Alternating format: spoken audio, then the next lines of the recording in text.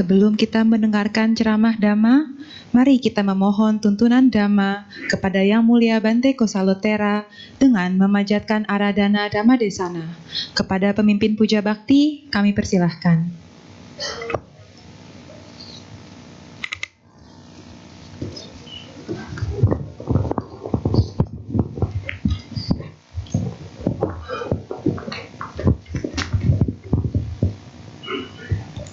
Kita bacakan bersama-sama Aradhana Dhammadesana pada halaman 35.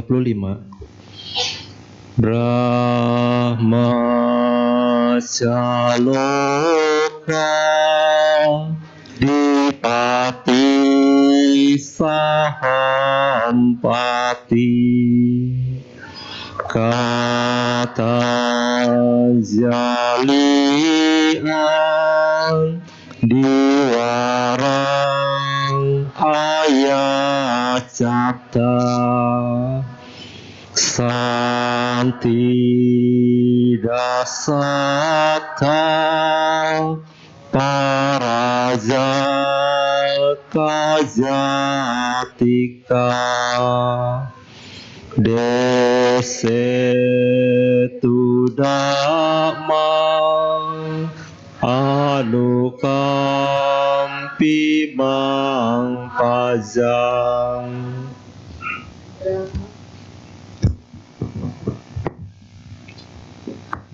Brahma Sahampati, penguasa dunia ini, beranjali dan memohon. Terdapat makhluk-makhluk yang memiliki sedikit abu di mata mereka. Ajarkanlah Dhamma demi kasih sayang kepada mereka.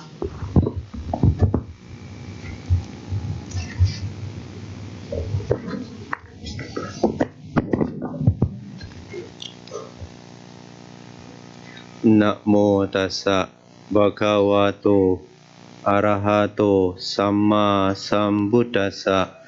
Namo tassa bhagavato arahato samma sambuddhassa.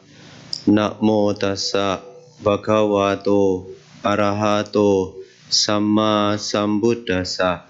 Terpujilah Sang Bhagawa yang Maha Suci, yang telah mencapai pencerahan sempurna.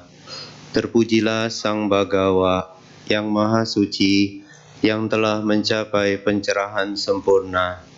Terpujilah Sang Bhagawa yang Maha Suci, yang telah mencapai pencerahan sempurna.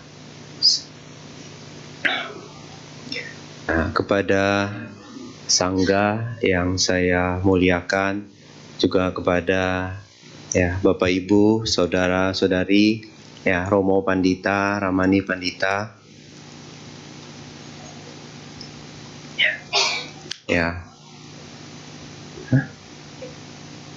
agak dekat ya, oke.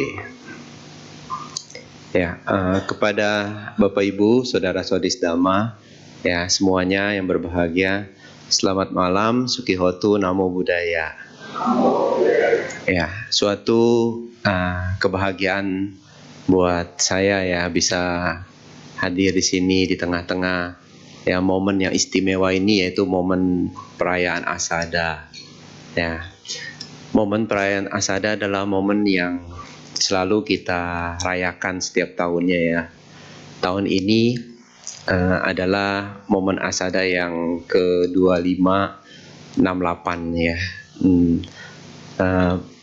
Tetapi sebetulnya 2568 itu dihitung setelah Buddha parinibbana, Buddha meninggal. Tapi momen Asada itu sebetulnya terjadi pada tahun pertama Sang Buddha mencapai pencerahan sempurna. Jadi harus kita tambahkan sebanyak 45 tahun Karena 45 tahun adalah masa di mana Sang Buddha membabarkan Dhamma sampai beliau berusia 80 tahun Jadi ada waktu 45 tahun. Jadi kalau kita tambahkan itu, momen Asada ini sebetulnya terjadi pada 2613 tahun yang lalu. Sudah lama peristiwa yang sudah lama terjadi, tapi setiap tahun kita merayakannya, memperingatinya. Karena pada momen Asada ini ada satu hal yang istimewa yang terjadi. Apa itu? Yaitu diputarnya atau dibabarkannya Dhamma untuk pertama kalinya oleh Sang Buddha. Yang tadi dinyanyikan ya, Dhamma Cakkappavattana Sutta, lagunya bagus sekali. Ya, Dhamma Cakkappavattana Sutta ini adalah khotbah yang pertama kali disampaikan oleh Sang Buddha setelah ya Sang Buddha mencapai pencerahan sempurna. Ya, 2 bulan setelah Buddha mencapai pencerahan, beliau lalu membabarkan ajarannya yang pertama, Dhamma Cakkappavattana Sutta. Ya. Nah, sejak Dhamma Cakkappavattana Sutta ini diputar atau dibabarkan, maka ini Dhamma untuk pertama kalinya muncul, hadir ya di dunia ini. Maka hari Asada dikenal juga sebagai hari Dhamma ya. Kalau hari Waisak itu hari Buddha. Nanti Magha Puja itu hari Sangga. Tapi untuk Asada dikenal juga sebagai hari Dhamma. Karena Dhamma pertama kali diputar. Jadi Bante pengen juga sih kalau pas hari Asada ini ya dikenal sebagai hari Dhamma. Jadi kita masing-masing mengucapkan ya Happy Dhamma Day gitu ya. Seperti Happy Metta Day kan ada kan. Happy Dhamma Day ini belum begitu populer ya. Tetapi sebetulnya itu ada ya Happy Dhamma Day. Jadi di momen Asada juga Bante mengucapkan selamat hari Asada ke 2568 ya Buddhist Era. Ya semoga ya Dhamma yang telah dibabarkan oleh Sang Buddha ya, Dhamma itu bisa yang merupakan warisan Buddha itu bisa, maksudnya bisa ada di dalam hati kita masing-masing, itu menyala gitu, tumbuh gitu ya, terus bersinar di hati kita masing-masing, karena ini adalah warisan yang Buddha berikan untuk kita gitu ya, sebagai murid Buddha, sebagai siswa Buddha, kita semua ya, berhak menerima warisan Dhamma itu ya. Setelah kita menerimanya, kita menjaganya seperti menjaga pelita. Kan ada istilah pelita Dhamma ya. Pelita Dhamma artinya Dhamma yang kita nyalakan di hati kita masing-masing ya. Ya, bukan maksudnya di altar Sang Buddha, tapi benar-benar di hati kita masing-masing. Ya, bagaimana kita mampu menyalakan pelita Dhamma itu ya. Ya, itu bergantung pada kita sendiri ya, bergantung pada usaha dan kemampuan kita sendiri. Berharap kita semua mampu menyalakan pelita Dhamma di dalam hati kita, karena ini merupakan yang pertama merupakan warisan Sang Buddha untuk kita. Nah, kedua, ini Dhamma ini benar-benar sesuatu yang istimewa ya buat hidup kita kayak gitu. Nah, itu tentang Asada. Jadi momen Asada adalah momen istimewa yang kita rayakan setiap tahun gitu ya. Momen ini memperingati Dhamma diputar untuk pertama kalinya, sehingga momen ini juga dikenal sebagai hari Dhamma. Jadi kita semua datang kemari ya, di momen istimewa ini memperingati hari Dhamma. Dhamma ajaran Sang Buddha. Nah, berkenaan Dhamma ya, pada momen istimewa ini Bante akan menyampaikan satu ajaran Buddha yang sangat penting sekali, yaitu tentang 4 kebenaran mulia, merupakan jantung ya dari ajaran Buddha, merupakan inti dari ajaran Buddha ya, jantungnya, merupakan intinya atau core-nya dari ajaran Buddha. 4 kebenaran mulia ini ajaran yang sangat istimewa gitu ya, merupakan ajaran inti, merupakan jantung dari ajaran Buddha itu sendiri ya. Kalau kita sebagai ya seorang murid Buddha, siswa Buddha, diharapkan kita mengenal ajaran tentang 4 kebenaran mulia ini sejelas mungkin ya, semengerti mungkin gitu, sedalam mungkin pengertian kita tentang 4 kebenaran mulia. Nah, ajaran-ajaran Buddha yang lain itu nanti ya, itu bisa dihubungkan dengan 4 kebenaran mulia yang berada di seputar 4 kebenaran mulia ini, karena 4 kebenaran mulia ini merupakan jantungnya gitu kan. Kalau yang lainnya ibaratkan mungkin seperti yang organ-organ yang lainnya kan ya, jantung itu sangat penting gitu ya. Jadi pengertian kita terhadap 4 kebenaran mulia itu diharapkan baik gitu ya, jelas dan tidak salah mengerti kayak gitu. Nah, jadi malam hari ini nanti Bante akan mencoba menjelaskan 4 kebenaran mulia ya secara singkat-singkat aja ya. Semoga ini bisa dimengerti dengan baik ya. Ya, 4 kebenaran mulia kan namanya 4, terdiri dari 4 ya. Ada 4 kebenaran mulia ya. Kenapa disebut 4 kebenaran mulia? Yang pertama memang terdiri dari 4 kebenaran. Nah, 4 kebenaran ini kalau misalkan ditembus gitu ya, dimengerti dengan baik, kita bisa menjadi orang mulia gitu. Jadi menjadi Arya. Kalau dalam bahasa Pali disebut Cattari Arya Sacani. Cattari itu disebut artinya 4. Cattari Arya itu Arya, orang mulia ya, orang-orang suci. Ya, Cattari Arya Sacani. Sacani artinya kebenaran. Ini kebenaran yang ketika ditembus ya, dimengerti dengan baik ya, memungkinkan diri kita untuk mencapai ya kesucian atau kemuliaan atau Arya itu sendiri. Jadi ini merupakan sesuatu yang istimewa kan, sesuatu yang penting. Terdiri dari 4 ya. Yang pertama ya, kalau di dalam bahasa disebut dukkha ya, itu. Nah, terus yang kedua samudaya, artinya sumber dari dukkha itu. Terus yang ketiga nirodha ya, padamnya dukkha.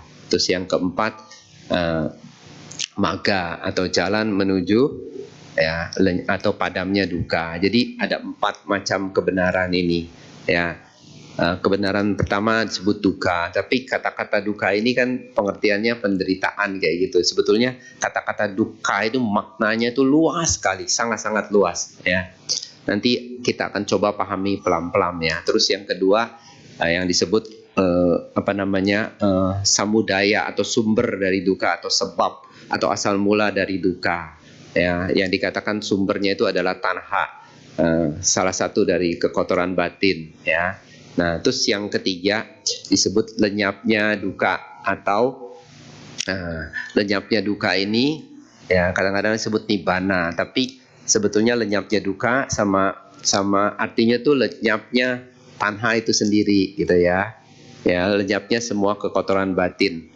Nah, jadi kebenaran mulia yang pertama, yang kedua dan yang ketiga ini berhubungan. Kalau kebenaran mulia yang kedua itu kemunculan dari tanha, terus kalau yang ketiga itu kelenyapan dari tanha itu sendiri ya, kemunculan dan kelenyapan ya. Lenyap secara total dari tanha itu kemunculan dari kebenaran mulia yang ketiga. Nah, kebenaran mulia yang keempat adalah jalan Arya berunsur 8 yang disebut ya jalan mulia berunsur 8 ya, Arya Atandika Mago, itu sering disebut juga sebagai jalan tengah, Majjhima Patipada.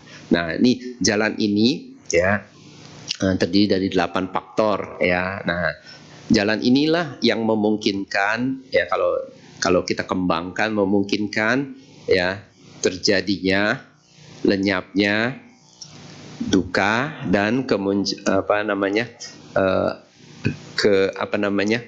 kebenaran mulia yang kedua dan yang ketiga itu terwujud gitu ya. Jadi ada 4 kebenaran mulia. Jadi ketika jalan mulia dikembangkan, maka akhir dari dukkha itu bisa tercapai. Seperti itu. Jadi ada 4 ya. Jadi 4 ini 1, 2, 3, 4. Yang pertama tentang dukkha. Yang kedua ya sebabnya dukkha. Yang ketiga ya akhir dari dukkha. Nah, terus yang keempat jalan mulia berunsur 8, yaitu jalan menuju akhirnya dukkha. Nah, sekarang Bante mulai penjelasannya dari nomor 2 dan nomor 3. Nah, nomor 2 itu sumber dukkha. Nomor 3 itu lenyapnya dukkha. Jadi lenyapnya dukkha dan sumber dukkha itu dua-duanya adalah tanha gitu ya. Tetapi yang nomor 2 itu merupakan kemunculan dari tanha. Yang nomor 3 adalah kelenyapannya ya. Jadi kemunculannya itu merupakan sebab yang kedua ya. Terus kalau yang ketiga, kebenaran mulia yang ketiga merupakan kelenyapan dari tanha ya. Jadi nomor 2 dan nomor 3 ini berhubungan ya. Nah, sekarang kebenaran mulia yang pertama yang disebut dukkha. Apa itu dukkha? Nah, Nah, yang disebut duka kan sering kita dengar merupakan sebuah penderitaan gitu ya. Tetapi makna dari duka, kata duka ini luas sekali ya. Di dalam penjelasannya dikatakan ada 3 jenis duka, yaitu duka dukata, wiparinama duka, dan sangkara duka gitu ya. Sangkara duka ya, 3 jenis duka ini. Nah, tapi ketiga jenis duka itu dialami oleh siapa ya? Siapa atau apa yang mengalami 3 jenis duka itu? Ya, tidak lain dan tidak bukan adalah pancakanda kita ya, atau batin dan jasmani yang kita miliki gitu ya. Batin dan jasmani atau kanda ini pancakanda, maka Sang Buddha pernah menjelaskan apa yang disebut duka. Secara singkat Sang Buddha menjelaskan bahwa yang disebut duka adalah kelompok-kelompok kanda ya. Kelompok kanda kan dijelaskan ada 5 ya. Ya, kelompok rupa kanda, yaitu tubuh fisik kita. Tuh, kelompok perasaan, yaitu badan perasaan kita, perasaan yang kita alami ya ketika kita mendengar tadi suara yang merdu kan. Kita dengar, kita ada perasaan senang kan, ada happy gitu kan. Ya, kadang nggak happy, kadang ada perasaan netral. Jadi ada 3 jenis perasaan ya, sehubungan dengan 6 indera kita gitu ya. Kayak gitu. Terus selain perasaan ada disebut kelompok persepsi atau sanyakanda. Ini persepsi-persepsi yang muncul dari 6 indera kita juga ya. Ketika kita melihat sesuatu tadi, melihat mereka yang bernyanyi, kita tahu bahwa mereka adalah paduan suara seperti itu ya. Apa yang mereka nyanyikan kita tahu ya, itu disebut persepsi ya. Terus yang keempat adalah bentuk-bentuk pikiran. Bentuk-bentuk pikiran yang muncul ya ketika tadi kita melihat, mendengar kayak gitu. Bentuk pikiran waktu kita mendengar suara, kita pikir, kita tahu, wah itu suaranya merdu sekali gitu ya. Wah, bagus tuh itu mereka bernyanyi dengan kompak. Nah, itu adalah bentuk-bentuk pikiran yang muncul seperti itu. Itu disebut sangkara kanda. Dan di antara bentuk-bentuk pikiran tuh yang dominan adalah kehendak atau cetana. Ya, kuat itu. Terus yang terakhir adalah kesadaran atau winyana. Nah, kesadaran inilah ya yang mengetahui, kita sadar, kita tahu nih gitu ya, bahwa di depan kita ya ada sekelompok orang yang sedang bernyanyi. Itu sejenis kesadaran itu ya. Nah, jadi ada 5 kelompok. Nah, 5 kelompok ini disebut 5 kelompok kehidupan atau 5 kanda. Nah, Sang Buddha menjelaskan bahwa singkatnya 5 kelompok kehidupan inilah yang disebut duka ya. Jadi 5 kelompok kehidupan ini kita memilikinya, ada di mana itu 5 kelompok? Ada di dalam diri kita masing-masing kayak gitu ya. Nah, 5 kelompok kanda ini kan kita memiliki tubuh kan, kita memiliki perasaan ya, kita memiliki persepsi, kita memiliki bentuk-bentuk pikiran, kita memiliki kesadaran. Jadi dari 5 kelompok ini ada kelompok tubuh jasmani dan kelompok batin gitu ya. Ada 2 kelompok kalau mau diringkas kayak gitu. Nah, ini yang disebut duka ya. Kayak gitu. Nah, duka ini 5 kelompok inilah yang mengalami duka. Nah, mengalami duka seperti apa? Dikatakan 3 jenis duka itu, yaitu duka dukata. Duka dukata ini penderitaan yang biasa yang kita alami, seperti ya dijelaskan seperti apa? Seperti ya sakit gitu ya, sakit fisik kayak gitu ya, sakit fisik, terus sakit ketuaan, kematian, bertemu dengan hal-hal yang kita tidak sukai. Nah, itu juga kan ada kan perasaan yang tidak menyenangkan muncul kan. Nah, itu disebut juga maksudnya perasaan rasa sakit atau penderitaan secara mental gitu ya.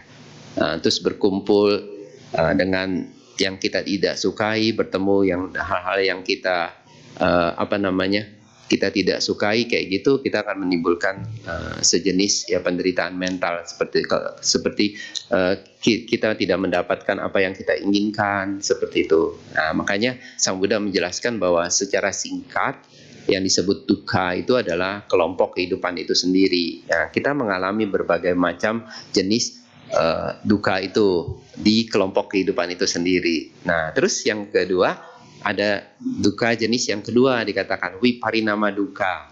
Nah, viparinama dukkha ini adalah disebut penderitaan secara sementara, ya. Artinya segala sesuatu itu kan anicca, ya, berubah kayak gitu, muncul sementara kayak gitu. Nah, itu juga sebetulnya termasuk dukkha katanya, ya, secara kelompok termasuk dukkha. Nah, ini merujuk kepada perasaan bahagia katanya, perasaan bahagia yang kita alami. Ya kan, kita nggak selalu memiliki perasaan menderita kan, kadang-kadang perasaan bahagia muncul gitu ya. Kalau perasaan menderita itu kan jelas sekali itu merupakan penderitaan buat kita. Kalau perasaan bahagia, apakah itu sebuah penderitaan? Sebetulnya kalau menurut ajaran Buddha itu ya termasuk kelompok penderitaan dalam hal apa? Karena mereka sifatnya sementara gitu ya, nggak kekal kayak gitu. Nah, itu mereka bersifat anicca. Nah, gitu. Perasaan bahagia mungkin kita bisa mendapatkan perasaan bahagia ketika kita menginginkan sesuatu yang kita inginkan tercapai kan. Ada rasa bahagia. Rasa bahagia itu berapa lama bisa bertahan? Apakah sehari, 2 hari, 3 hari? Ya, nggak mungkin selamanya, tapi pasti berakhir kan? Betul kan? Nah, berakhirnya perasaan bahagia itu disebut suatu penderitaan dalam bentuk, ya, disebut viparinama dukkha, ya. Sang Buddha pernah mengatakan sesuatu yang bersifat sementara, bersifat anicca merupakan dukkha, ya. Seperti itu kata-katanya, yang aniccang pang dukkang, artinya segala sesuatu yang bersifat anicca itu dukkha kayak gitu. Nah, terus dukkha itu juga dukkha jenis kedua. Ada juga dukkha jenis yang ketiga yang disebut sangkara dukkha. Sangkara dukkha ini lebih sulit dimengerti daripada 2 jenis dukkha yang pertama.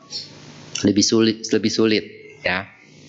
Tapi di sini Bante akan menjelaskan yang disebut penderitaan, ya, dukkha, yaitu dukkha dukkata dan anicca dukkha, ya. Jadi dukkha dan anicca itu sebetulnya merupakan seperti karakteristik atau sifat alami yang ada di dalam kanda kita, yang ada di dalam pancakanda kita.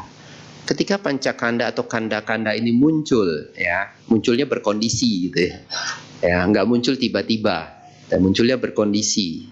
Nah, ketika dia muncul, ya, ketika kita lahir bersamaan dengan kelahiran kita, ya, sifat-sifat alami dari tubuh dan batin jasmani ini itu bersamaan dengan kelahiran kita tuh muncul secara alami juga. Apa sifat-sifat alami yang ada di dalam kanda kita atau di dalam batin dan jasmani kita? Yaitu anicca, dukkha, dan anatta. Ternyata sifat-sifat ini udah ada gitu ya, bersamaan dengan kanda kita. Jadi sebetulnya ketika kita mengalami suatu bentuk penderitaan, itu merupakan hal yang alami, yang natural, ya, natural dari tubuh dan batin kita gitu, ya. Tubuh dan batin kita ini nggak kekal, ya. Suatu saat dia akan, ya, terurai, ya. Itu juga disebut dukkha juga. Nah, ini merupakan sifat alami juga yang kedua. Dan ada sifat alami yang ketiga disebut anatta, tanpa aku, tanpa jiwa, tanpa roh. Jadi di dalam proses pembentukan anatta itu, proses pembentukan batin dan jasmani ini tidak melibatkan, ya, tidak melibatkan, ya, sesuatu yang disebut roh atau jiwa atau apapun. Jadi hanya prosesnya aja, ya. Jiwanya, rohnya nggak ada, seperti ya, kayak gitu, ya. Prosesnya ada. Nah, dan ketiga sifat alamiah ini memang udah terbentuk sejak kita lahir. Ini mirip, ya, perumpamaannya ini mirip seperti rasa pedas yang ada di dalam cabai. Tahu kan? Kan ada rasa pedas di dalam cabai. Bisa nggak kita memisahkan antara pedasnya cabai dengan cabai itu sendiri? Bisa nggak? Nggak bisa kan? Siapa yang suka makan sambal di sini? Tahu kan kalau cabai? Nah, cabai itu kan di dalamnya ada rasa pedas. Coba kita pisahkan rasa pedasnya. Nah, kita maunya cabainya aja, nggak rasa pedasnya kita nggak mau. Itu nggak bisa. Karena rasa pedas itu merupakan sifat alami dari cabai, ya. Ya. Demikian pula anicca, dukkha, dan anatta merupakan sifat alami dari tubuh dan batin kita. Merupakan sifat alami dari kanda kita. Ya, 5 kanda kita. Sifat alaminya seperti itu. Ya, maka di dalam kebenaran mulia yang pertama yang disebut, ya, dukkha ini, Sang Buddha walaupun menggunakan kata duka, tapi ya penjelasannya sangat panjang sekali gitu ya. Kita harus mengerti bahwa yang disebut duka itu adalah tubuh, fisik kita dan batin kita yang memiliki sifat alami itu. Ya, duka, anicca dan anatta. Dan instruksi Buddha sehubungan dengan 4 kebenaran mulia yang terutama yang pertama yang disebut duka adalah kita diminta untuk memahaminya. Memahaminya secara benar, ya. Ya, bukan untuk menghancurkannya gitu ya. Ya, kalau kita kepikirkan duka, ada sumber duka, jalan mulia berunsur 8 nanti akan menghancurkan duka atau melenyapkan duka. Jadi kata-kata melenyapkan duka di sini maksudnya nanti ya kita akan mampu melenyapkan sumbernya gitu ya. Ketika lenyapnya sumber duka, kebenaran mulia yang pertama, maka kebenaran mulia ketiga itu terwujud gitu ya. Sebetulnya ketika sumbernya ketika kekotoran batin lenyap ya, maka kebenaran mulia yang ketiga tuh muncul kayak gitu ya. Muncul sendiri karena kebenaran mulia yang kedua dan kebenaran mulia yang ketiga itu bendanya sama gitu.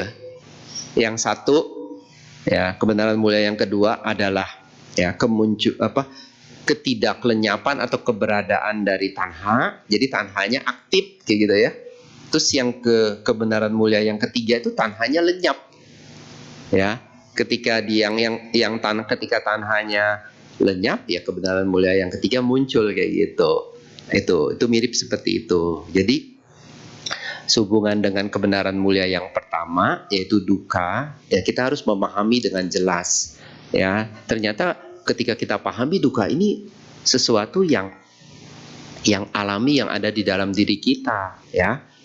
Kayak gitu. Jadi sebetulnya ya penderitaan, apa yang kita sebut penderitaan sebetulnya sesuatu yang alami gitu ya. Sejak kita muncul, sejak kelahiran kita di dunia itu kita udah membawa sifat-sifat itu, yaitu duka, anicca dan anatta. Dan sifat-sifat tersebut ya tidak untuk kita perangi, tetapi kita mencoba untuk berdamai dengannya gitu ya. Memahami keadaannya yang sebenarnya. Ketika kita memahami keadaan sebenarnya, maka ya mungkin penderitaan itu akan berkurang kayak gitu ya. Rasa sakitnya akan berkurang kayak gitu.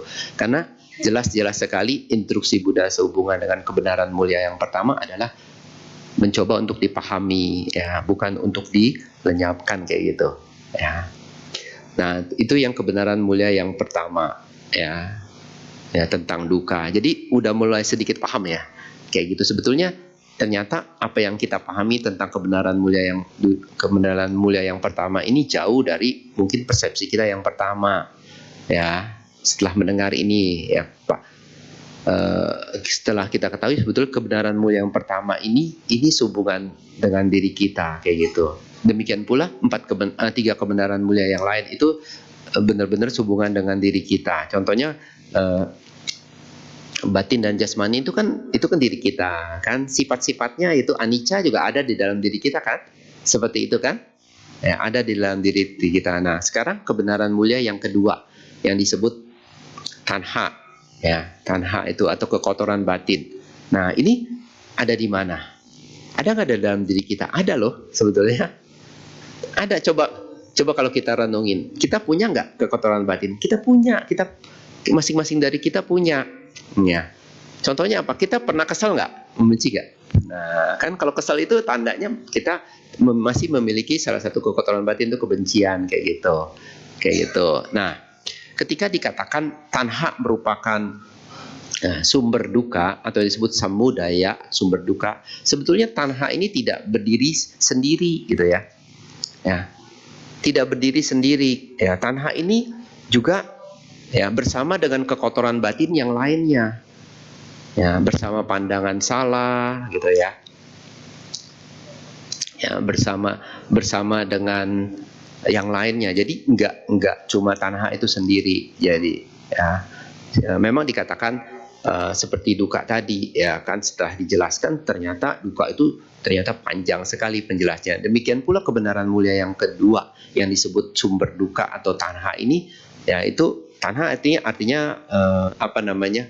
Keinginan rendah ya, atau dahaga. Ya, itu salah satu kekotoran batin atau keserakahan atau bentuk keserakahan. Nah, ternyata ketika keserakahan muncul itu tidak muncul dengan sendiri ya. Dia bisa muncul bersama pandangan salah, bersama kebodohan yang pasti muncul dengan kebodohan ya, atau awija. Nah, jadi sebetulnya nggak muncul sendiri. Nah, dia bekerja sama. Nah, dikatakan tanha ya, yang menyebabkan kelapa, menyebabkan kelahiran kembali ya.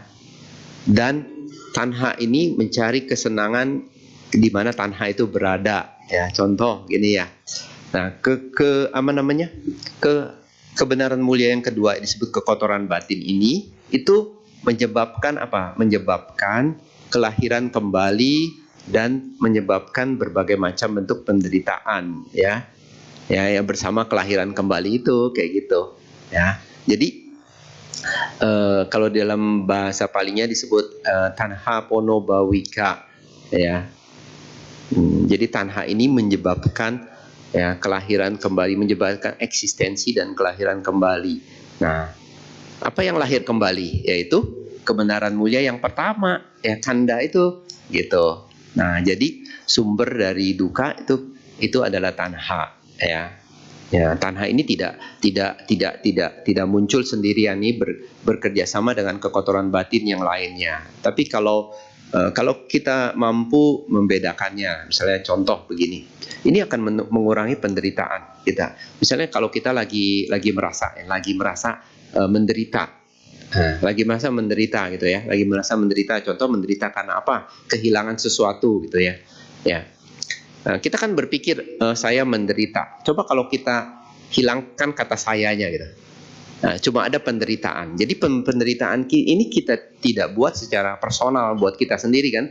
Merasa oh saya yang menderita. Tapi kalau kita hilangkan kata sayanya, cuma ada penderitaan doang. Karena penderitaan ini dialami oleh setiap orang kan, merupakan sifat alami dari kehidupan kayak gitu.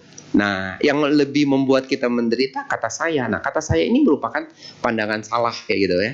Nah, jadi kita contohnya kalau kita menghilangkan sedikit aja pandangan salah, ya kan? Nah, penderitaan itu mulai berkurang kayak gitu. Berbeda kan, saya menderita, oh saya sangat menderita. Ketika sayanya dihilangkan, cuma ada penderitaan, rasanya lebih ringan loh, kayak gitu. Nah, ini membuktikan apa? Membuktikan ketika kita mampu melenyapkan kekotoran batin, maka penderitaan itu berkurang. Ya, ketika semua kekotoran batin itu lenyap, ya maka semua penderitaan lenyap. Ya, kekotoran batin ini menyebabkan ya berbagai macam bentuk penderitaan dan berbagai macam bentuk kelahiran. Ya, penderitaan yang bersama dengan berbagai macam bentuk kelahiran kita. Contoh, sekarang kita udah lahir nih sebagai manusia kan. Ya. Nah, selama kita jadi manusia kan kita nggak selalu happy kan. Kadang-kadang kita nggak happy, betul kan? Nah, kayak gitu. Nah, selama kita jadi manusia bersama kehidupan kita sebagai manusia itu muncul sifat-sifat alami dari manusia itu, yaitu anicca, dukkha, dan anatta kayak gitu. Ini nggak bisa dihindari, ini merupakan satu paket dari kelahiran kita. Nah, penyebab dari kemunculan kelahiran kita apa? Yaitu kebenaran mulia yang kedua, tanha itu kayak gitu ya. Nah, kebenaran mulia kedua ini ya menyebabkan berbagai macam ya bentuk penderitaan. Yang dimaksud bentuk penderitaan ya tadi kelahiran, munculnya kanda itu. Nah, kan bersama dengan kanda muncul kan sifat-sifat alami kanda itu muncul. Anicca, dukkha, dan anatta. Ini kita alami semua kayak gitu, ya. Nah, satu lagi ya, sehubungan dengan kebenaran mulia yang kedua yaitu tanha. Ternyata tanha ini nggak berdiri sendiri loh, gitu ya. Ya, dia muncul bersama kekotoran batin yang lainnya. Dia juga muncul bersama yang disebut karma atau cetana itu, ya. Ya, karma. Nah, ketika kekotoran batin ya bergabung dengan kamma ya muncul, nah itu dia menyebabkan kelahiran kembali kayak gitu, ya. Nah, bersama dengan kelahiran kembali berbagai macam bentuk penderitaan kita alami kayak gitu, ya. Nah, terus kebenaran mulia yang ketiga. Kebenaran yang mulia ketiga itu apa sih sebetulnya? Kebenaran mulia yang ketiga itu adalah lenyapnya kebenaran mulia yang kedua, ya. Lenyapnya secara total tanpa hisap, ya. Ketika kebenaran mulia yang kedua itu lenyap, kebenaran mulia yang ketiga itu muncul kayak gitu, ya. sama. Jadi kebenaran mulia yang kedua dan kebenaran mulia yang ketiga itu bisa kita ibaratkan itu bendanya sama, ya. Nah, sama-sama tanha. Jadi ketika tanha itu muncul, eksis, ya, eksis, ya. Nah, yang kebenaran mulia ketiga itu nggak eksis, ya, belum muncul. Karena kebenaran mulia yang ketiga merupakan kelenyapan dari kebenaran mulia yang kedua. Kayak gitu. Nah, kalau ketika kebenaran mulia yang kedua eksis, kebenaran mulia yang ketiga nggak eksis, ya gitu. Ketika kebenaran mulia yang kedua padam, ya, lenyap, maka kebenaran mulia yang ketiga muncul, yaitu kelenyapan dari kebenaran mulia yang kedua. Ya, bisa dipahami nggak ya di sini? Agak sulit sedikit ya, kayak gitu. Nah, sehubungan dengan kebenaran mulia yang pertama itu sumbernya kebenaran mulia yang kedua. Jadi ketika kebenaran mulia yang kedua itu eksis, maka mengakibatkan kebenaran mulia yang pertama itu eksis, ya. Nah, tadinya ketika kita masih ada kan kita ada nih sebagai seorang manusia gitu ya. Nah, berarti kita masih memiliki kebenaran mulia yang kedua, kayak gitu. Nah, sekarang kebenaran mulia yang keempat. Kebenaran mulia yang keempat apa sih? Kebenaran mulia keempat disebut jalan mulia beruas 8. Nah, jalan ini sebetulnya bukan jalan yang baru, ini disebut jalan yang kuno. Jalan ini udah ya, dulu pernah ada. Jadi Sang Buddha ini bukan menciptakan jalan ini, Sang Buddha menemukan kembali jalan ini. Jalan ini dulu pernah hilang, ya. Pernah tertutup gitu ya, maksudnya hilang, tertutup semak belukar kayak gitu, nggak pernah tahu. Tadi ketika Buddha muncul di dunia, Sang Buddha menemukan kembali jalan ini. Ini jalan kuno, jalan yang lama, ya. Sang Buddha menemukan jalan kembali, melewatinya, dan sampai pada akhir dari penderitaan, yaitu kebenaran mulia yang ketiga itu muncul, kayak gitu ya. Lenyapnya kebenaran mulia yang kedua, kemunculan dari kebenaran mulia yang ketiga, kayak gitu ya. Nah, jalan ini terdiri dari 8 faktor, ya. Sang Buddha mengibaratkan jalan ini seperti rakit, katanya. Rakit yang kita tidak bisa beli dimanapun, tetapi kita harus membuatnya sendiri, ya, menggunakan 8 faktor, ya. Mirip kalau rakit kan itu terbuat dari bambu yang besar, ya, yang panjang. Kita harus merangkai 8 bambu yang panjang. Ini 8 faktor itu mengikatnya menjadi erat, dan akhirnya setelah ikat, ya, kita menggunakan rakit ini untuk menyeberang.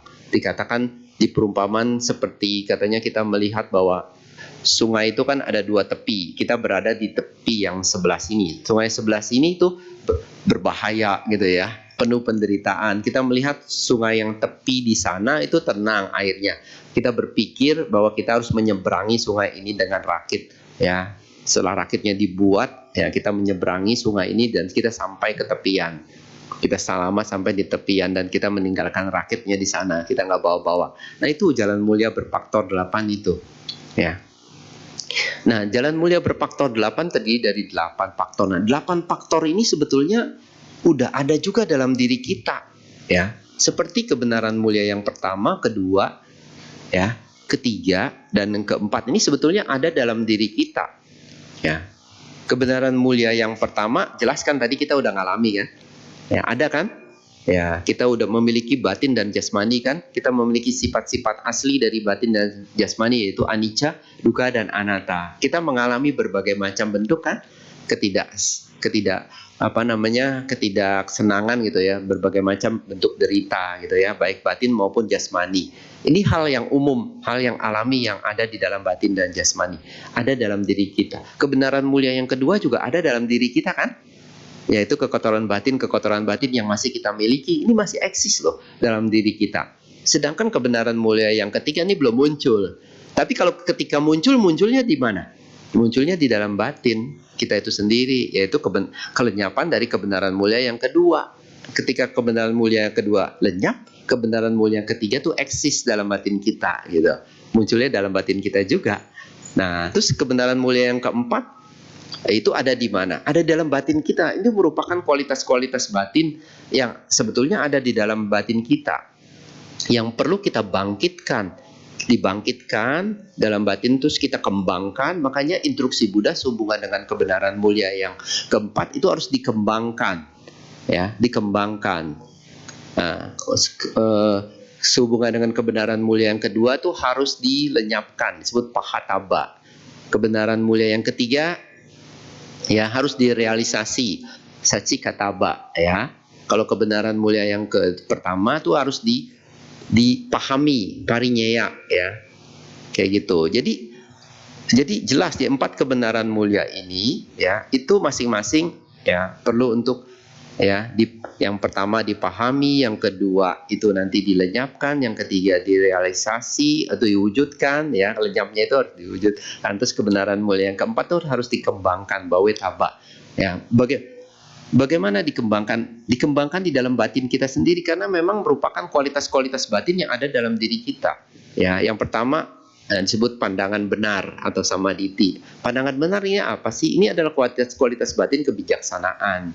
Ya, kebijaksanaan itu sebetulnya dalam setiap diri kita tuh masing-masing memiliki kualitas itu.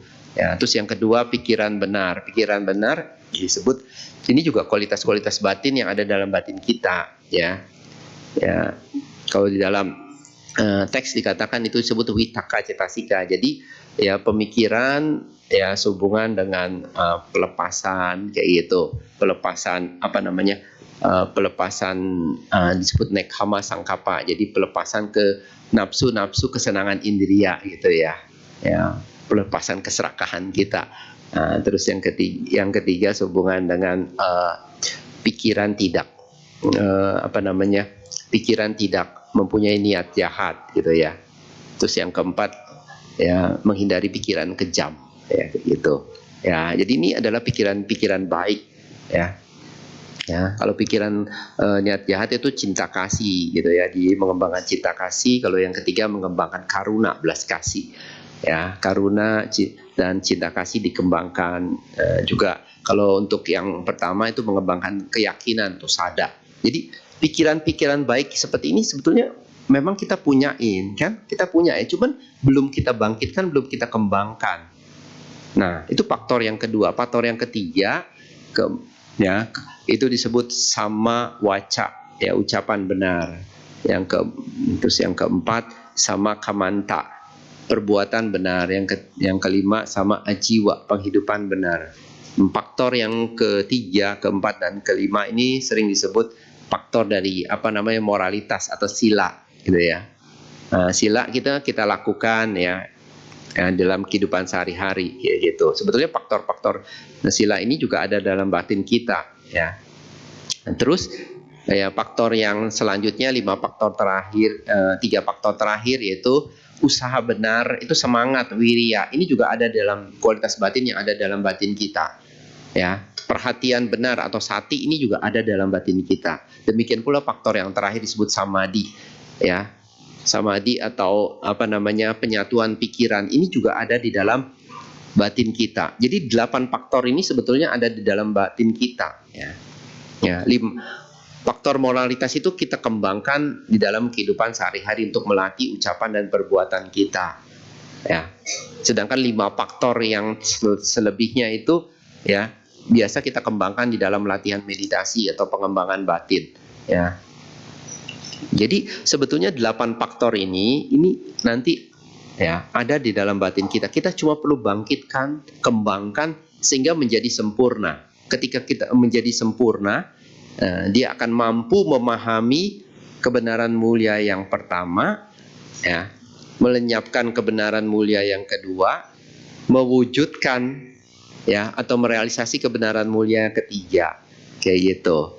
Dan ini, ya, kebenaran yang mulia keempat itu, ya, udah dikembangkan karena di awal tadi Bante menjelaskan dari nomor 4, ya. Ketika kebenaran mulia yang keempat, ya, dikembangkan secara sempurna, dia akan memahami kebenaran mulia yang pertama, melenyapkan kebenaran mulia yang kedua, tanha, mewujudkan kebenaran mulia yang ketiga atau niroda tadi, ya.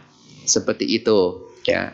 Dengan kata lain bisa dikatakan ketika kebenaran mulia yang keempat itu benar-benar terwujud sempurna, nah tiga-tiganya itu muncul, kayak gitu. Jadi empat-empatnya ini muncul berbarengan seperti itu, merealisasinya berbarengan, ya.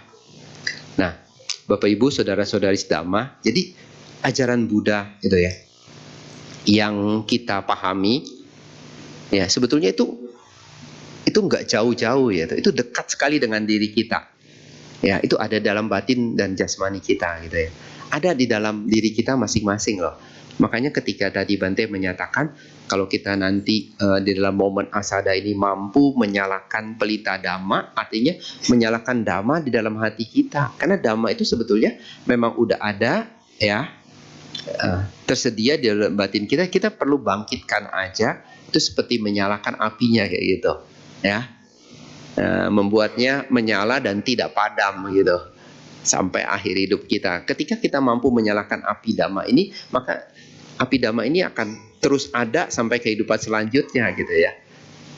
Ini akan ke bawah sampai kehidupan selanjutnya. Nanti di kehidupan selanjutnya kita akan bertemu dhamma kembali, kita bisa mengembangkan dhamma kembali sampai sehingga menjadi sempurna seperti itu.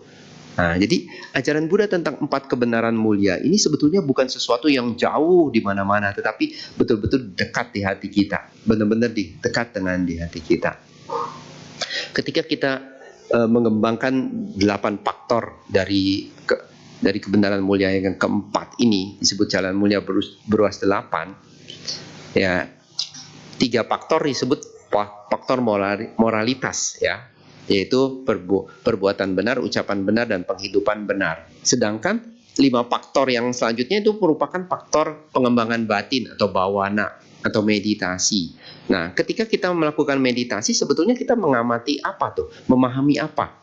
Ya, memahami kebenaran mulia yang pertama. Ya, kita menggunakan 8 faktor ini ya untuk memahami kebenaran mulia yang pertama. Ketika kebenaran mulia yang pertama ini terungkap, maka kita tidak ya dipengaruhi oleh kebenaran mulia yang kedua gitu ya. Sehingga kebenaran mulia kedua itu bisa tersingkir dan kebenaran mulia yang ketiga itu muncul gitu. Ya. Ketika dikatakan seperti ini, dikatakan bagaimana kita menyingkirkan atau melenyapkan kekotoran batin? Apakah kita maksudnya memusnahkannya dengan cara apa? Karena ada di batin kita. Misalnya ada di batin kita, apa kita membakarnya sehingga menjadi abu, hangus, sehingga lenyap? Bukan seperti itu. Kekotoran batin nggak bisa diperlakukan seperti itu. Bagaimana kita menyingkirkan kekotoran batin? Ya, kita menyingkirkannya dengan alat yang disebut jalan mulia beruas 8. Jalan mulia beruas 8 ini fungsinya buat apa? Fungsinya itu untuk mengungkap kebenaran mulia yang pertama. Ketika kebenaran mulia yang pertama terungkap jelas ya, bahwa kita menyadari mengalaminya ya, melihatnya secara langsung, maka kekotoran batin itu menyingkir dengan sendirinya. Ya. Ini ibaratnya seperti ini, Bante kasih satu perumpamaan. Nah, perumpamaan ini semoga bisa lebih jelas ya. Nah, perumpamaan seperti misalnya contohnya ada seorang ibu-ibu pergi ke pasar ya. Siapa yang suka pergi ke pasar ya? Pergi ke pasar belanja gitu ya kan? Ya, belanja untuk keperluan hari-hari. Waktu dia pergi ke pasar, dia jalan-jalan, terus tiba-tiba dari belakang dia ada yang bilang, dikata-katain, ada yang mengata-ngatai dia, sehingga waktu perjalanan sampai di pasar dia itu menjadi kesel, gelisah gitu ya. Siapa sih yang mengomelin saya gitu? Berhari-hari dia gelisah, berhari-hari dia sedih, dia cari-cari siapa.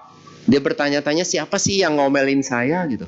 Suatu hari akhirnya dia ketemu teman baiknya. Teman baiknya akhirnya memberitahu, nah sebetulnya waktu kamu pergi ke pasar katanya, kamu kan diomelin tuh, sebetulnya yang ngomelin kamu itu adalah orang gila katanya, yang berkeliaran di pasar. Nah, ketika kita mengenal kata-kata, mengetahui bahwa yang ngomelinnya itu orang gila, kebenciannya hilang kemana? Lenyap kan? Ya. Kita masih benci lagi nggak? Masih kesel lagi nggak? Enggak. Kayak gitu ya.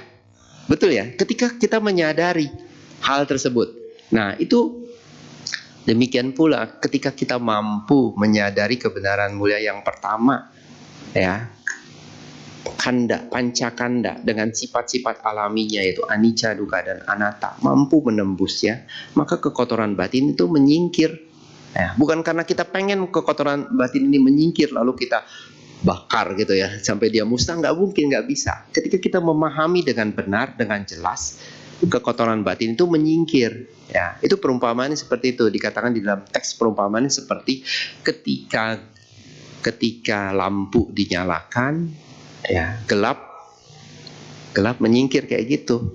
Jadi ketika kebenaran mulia yang kedua lenyap, kebenaran mulia yang ketiga itu hadir. Ya, seperti itu. Ya. Jadi tugas kita adalah mengembangkan ya 8 faktor dari jalan mulia berluas 8. Mengembangkan secara sempurna. Bagaimana mengembangkannya? Ya nggak susah karena kita perlu membangkitkannya. Karena itu 8 faktor ini udah ada dalam diri kita. Kita hanya perlu membangkitkannya, membuatnya bangkit, membuatnya tumbuh, membuatnya berkembang terus-menerus sehingga menjadi sempurna.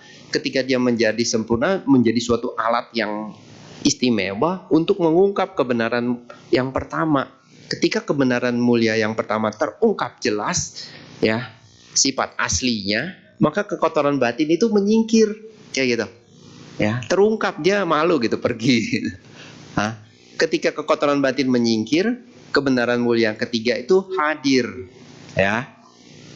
Ya karena kebenaran mulia yang kedua dan ketiga itu ya yang itu ya bendanya sama, yaitu tanha itu sendiri. Kebenaran mulia tanha itu eksis, ya. Ketika dia eksis menyebabkan kelahiran kembali dan berbagai macam bentuk penderitaan yang dibawanya. Ketika dia nggak eksis, maka kebenaran mulia yang ketiga terwujud, lenyapnya tanha, ya menimbulkan lenyapnya semua bentuk penderitaan, kayak gitu kan. Ya. Nah, ini disebut kebenaran mulia yang keempat, kebenaran mulia. Jadi ada kebenaran mulia yang pertama, kedua, ketiga, dan keempat. Nah, begitulah cara kita memahaminya gitu ya. Ya, cara kita memahaminya harus seperti itu. Nah, ya, karena memang seperti itu yang diajarkan gitu ya. Tapi kalau kita melihat secara sepintas, mungkin kita tahu kebenaran mulia pertama duka. Wah, ini segala macam bentuk penderitaannya. Sumbernya ya tanha. Ketiga adalah lenyapnya penderitaan nibbana. Dan kita bingung nibbana itu seperti apa. Nah, makanya nibbana itu ya lenyapnya tanha itu sendiri gitu. Kebenaran mulia keempat yaitu jalan mulia berluas 8 kayak gitu. Nah, inilah keempat kebenaran mulia merupakan jantung dari ajaran Buddha. Ya. Nah, kita memahaminya seperti itu. Nah, ketika kita mampu memahaminya dengan jelas, maka ajaran Buddha itu menjadi lebih jelas buat kita. Karena 4 kebenaran mulia ini merupakan inti dari ajaran Buddha. Ajaran Buddha yang lain ya, itu berputar di 4 kebenaran mulia ini. Ya. Nah, nanti ambil contoh sederhana ajaran mulia yang lain seperti apa? Contoh, ajaran tentang Paticcasamuppada kan tahu kan? Oh, ini ajaran yang sulit dimengerti gitu ya. Ada 12 faktor. Ya, dari 12 faktor itu 5 faktor itu merupakan kebenaran mulia yang kedua dan 7 faktor merupakan kebenaran mulia yang pertama. 5 faktor yang merupakan kebenaran mulia yang kedua apa aja? Yaitu contoh dari 12 faktor Paticcasamuppada itu awija, sangkara, ya, tanha, upadana dan bawa. Ini 5 faktor ini merupakan kebenaran mulia yang kedua yang merupakan samudaya, penyebab. Akibatnya apa? Ya, 7 faktor. Selanjutnya itu apa? Ya, mulai dari winyana, ya kan, nama rupa, pasa, salayatana, ya, wedana. Nah, terus apa? Jati, jara marana. Nah, itu 7 faktor. Nah, 7 faktor merupakan kebenaran mulia yang pertama. Kayak gitu. Jadi Paticcasamuppada berisi ya dua kebenaran mulia, yaitu kebenaran mulia yang pertama dan kebenaran mulia yang kedua. Nah, terus ajaran tentang yang lain, ajaran tentang apa? Ajaran tentang kama. Ya. Ajaran tentang kama. Nah, ajaran tentang kama itu bisa dikatakan ya, ajaran tentang kama kan ada 2 macam, ajaran tentang kama dan akibat dari kama, yaitu kama pala. Nah, ajaran kama itu ada kebenaran mulia yang kedua. Ajaran tentang kama pala, ajaran mulia tentang kebenaran mulia yang pertama. Ya. Kayak gitu. Jadi ya, segala macam bentuk kekotoran batin itu hadir bersama kama juga yang menyebabkan kelahiran kembali, yaitu kebenaran mulia yang kedua kayak gitu. Pertama ya, bagaimana kita melihat ajaran Kama di dalam kehidupan kita masing-masing? Gampang kok. Kita lihat, tengok aja kiri kanan. Nah, kita tengok kiri kanan kita, ada yang sama nggak? Kita kan berbeda kan? Ada yang wanita, ada yang pria kan? Ya. Nah, apa yang menyebabkan perbedaan dari bentuk fisik kita? Apa yang menyebabkannya? Yaitu yang menyebabkannya adalah Kama itu sendiri, ya. Kayak gitu. Nah, itu kita bisa lihat jelasin, kita bisa membuktikan sendiri ajaran Buddha dengan melihat kiri kanan depan belakang. Kita lihat, oh kok berbeda ya. Kenapa berbeda? Itu karena perbedaan dari Kama.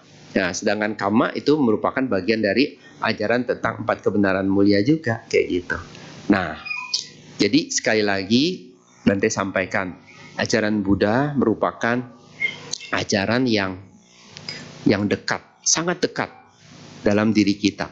Ya, Sang Buddha mengajarkan Dhamma itu bukan untuk ya pamer gitu ya, bukan untuk misalnya sok-sokan pengetahuannya luas, ya, tetapi ajaran untuk kita pahami karena itu ajaran itu dekat, ada di hati, ada dalam batin dan jasmani kita, kayak gitu ya. Kita bisa melihat sendiri, membuktikan sendiri. Ya, Dhamma itu di dalam hati kita, kayak gitu, ya. Nah, jadi kalau kita berpikir bahwa Dhamma itu bermanfaat, berguna buat kita, maka kita mampu mau menjaganya ya, mau menyalakan pelita Dhamma di hati kita, kayak gitu. Ya, bukan untuk siapa-siapa, untuk kita sendiri gitu ya kan. Waktu berlalu kan. Nah, waktu berlalu buat kita kan, sebentar lagi ya usia kita bertambah, terus bertambah, kita kan menjadi tua gitu ya. Ya. Bante berharap kita ya memiliki kehidupan yang bermakna gitu ya, memiliki kehidupan yang bermakna gitu dalam hidup ini ya. Ya mungkin sebentar lagi kita juga nggak tahu, kita nggak bisa pastikan kita berapa lama lagi waktu yang kita masih ada gitu ya kan. Pada akhirnya kita harus meninggal juga kan, anicca, karena nggak kekal kayak gitu. Tapi sebelum itu ya kita harus mewarnai hidup kita dengan makna yang baik gitu ya, yaitu mampu menyalakan api Dhamma di dalam pelita Dhamma di dalam diri kita masing-masing ya. Karena pelita Dhamma yang kita nyalakan di hati kita ini akan kita bawa di kehidupan kita selanjutnya ya, kayak gitu ya. Nah, ini yang bisa Bante sampaikan pada malam hari ini. Terima kasih atas perhatiannya ya. Sekali lagi mengucapkan selamat Hari Asada 2568. Semoga semua makhluk hidup bahagia. Sadhu.